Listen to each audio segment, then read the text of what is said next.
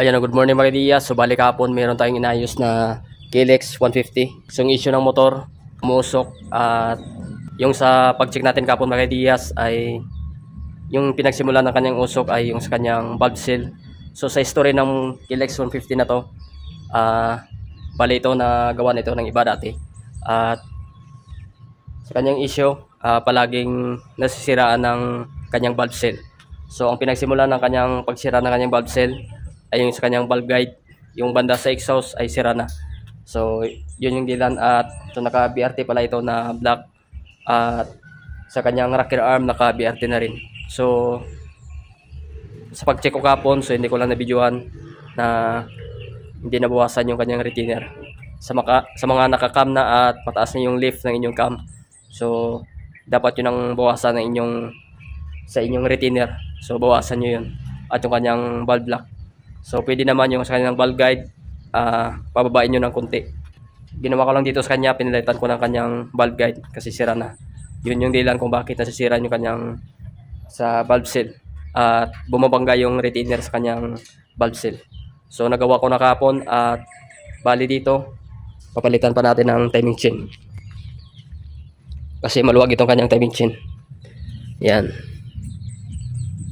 So ito sagad nito yung kanyang tensioner, pero maluwag. Ayan. So palitan natin ito ng timing chain. Dadalhin natin ito sa shop. Ayan. Sobrang luwag ng kanyang timing chain. So pakita ko sa inyo mamaya kung paano natin sa malaman kung papalitan ng timing chain. So dalhin natin ito sa shop.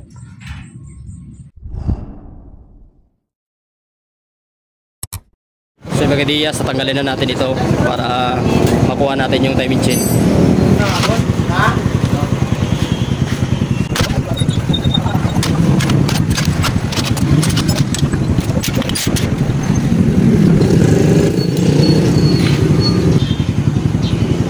Meron pa yung 2 bolt dito. Yan, 2 bolt.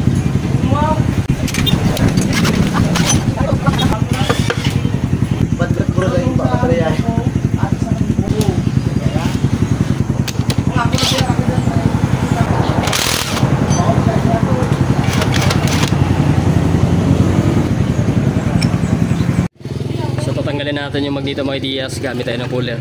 Ayan. Pang XRM 110. So same na sila sa XRM 110 yung sa KLX 150.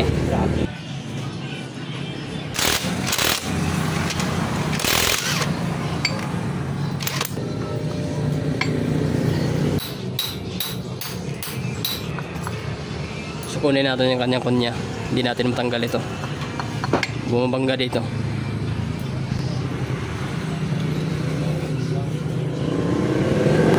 Pakuha na natin. Yan, kung makikita natin ito mga Diaz. Ayan, sobrang luwag ng timing chain. Ayan.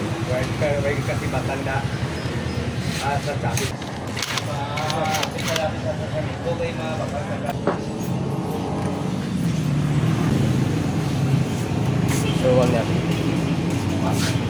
Dito natin malalaman kung palitan na yung kanyang timing chain.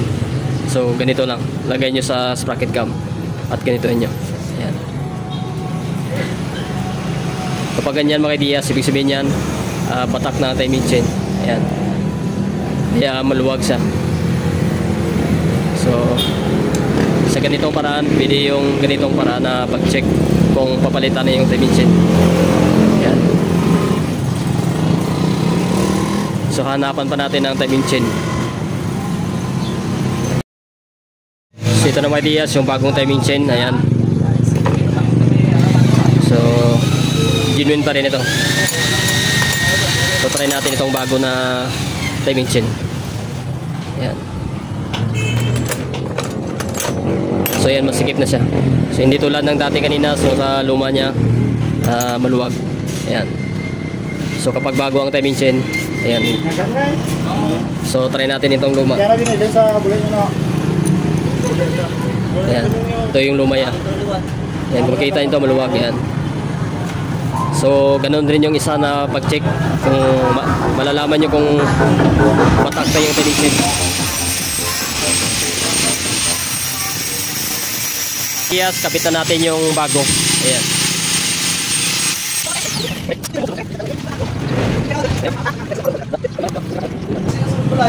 So yan mga Diaz, kapag bago yung kanyang timing chain, madali lang siya itap. So di tulad nung dati na hindi mo sa makuha agad yung tap niya. So itong guhit na to dapat nakalibel yan dito. Ayan, nakatutok sa guide. At dito dapat nakatap. Ito yung top dead center. Ayan. So kapag batak na yung kanyang timing chain, so dapat yun napalitan. Kasi nagkukos rin ng ingay kapag batak na yung kanyang timing chain. Ayan. So bali genuine yung pinalit, original. So ayan yung kanyang top. Ayan. So balik na natin yung kanyang bolt. Balik na natin ito.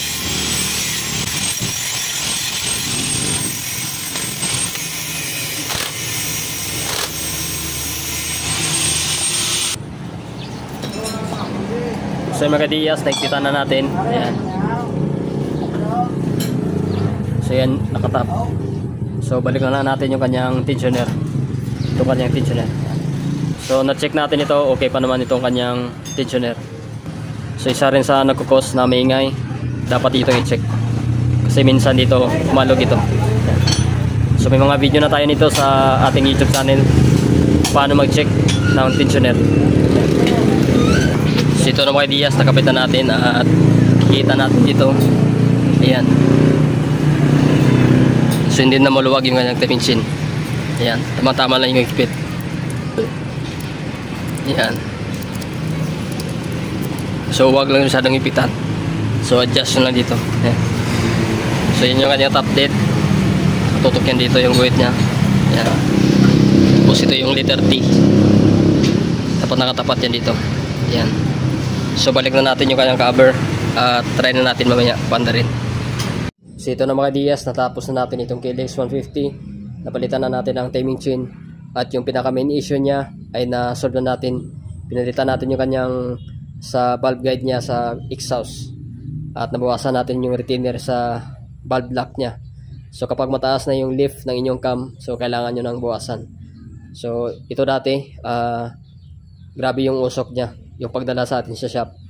Yung pag-check natin, hindi lang kasi natin na-videoan. So yun nga, na sira yung kanyang sa valve seal.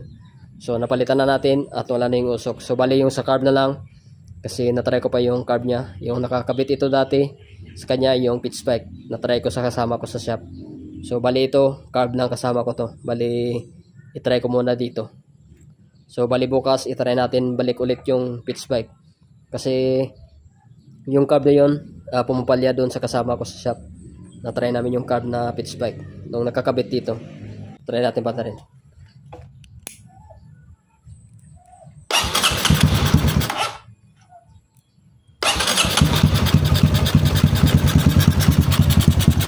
Wala lang yung minor itong kanyang carb. So pinataas ko lang yung minor. So nawala yun na yung usok niya. Ayan. So bali yung carb kasi nakasamaan ko ay medyo overfeed ng kaunti. So kailangan pang tunuin yung kanyang carb.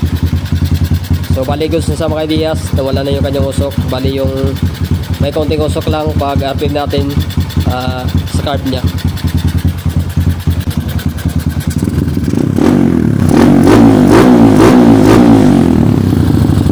So update ko lang kayo mga Diaz kapag mapalitan na namin ito ng carb. So nawala na yung kanyang usok. Hanggang dito nating video muna about dito sa KLX. Peace out.